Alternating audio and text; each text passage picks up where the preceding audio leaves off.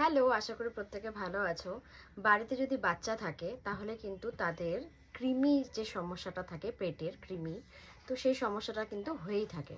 কিন্তু অনেক সময় এরকম হয় যে আমরা বুঝতে পারি না যে বাচ্চার কি পেটে আদৌ কৃমি আছে কিনা। তাই এই রিলসের মাধ্যমে আমি তোমাদের জানানোর চেষ্টা করছি।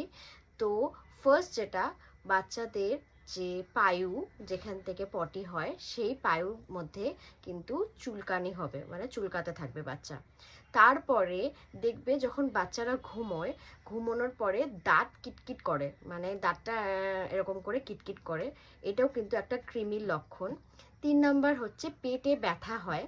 4 হচ্ছে বাচ্চাদের কিন্তু আমরা বাচ্চাদের মধ্যে পেটের মধ্যে খিদে থাকবে, কিন্তু বাচ্চাদের কিন্তু ওজন বাড়তে থাকে না, ওজন অলরেডি আরো কমতে থাকে। এই সমস্ত জিনিসগুলো, তাছাড়াও হাতে পায়ে অ্যালার্জি থাকে, হাত পা হচ্ছে চুলকোয়। এই সমস্ত জিনিসগুলো অনেক টাইমে মনে হয় যে অ্যালার্জি, এগুলো কিন্তু কৃমির জন্যও হতে পারে।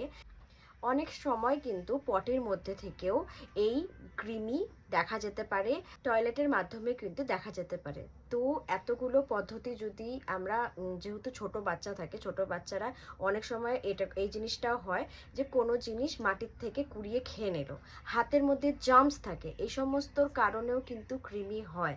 আর কৃমি আমাদের শরীরে এতটা ক্ষতিগ্রস্ত করে যে আমাদের যে পুষ্টি থাকে, পুষ্টির অর্ধেকটাই কিন্তু কৃমি নিয়ে নেয়, যার ফলে কিন্তু বাচ্চাদের ওজন বৃদ্ধি হয় না।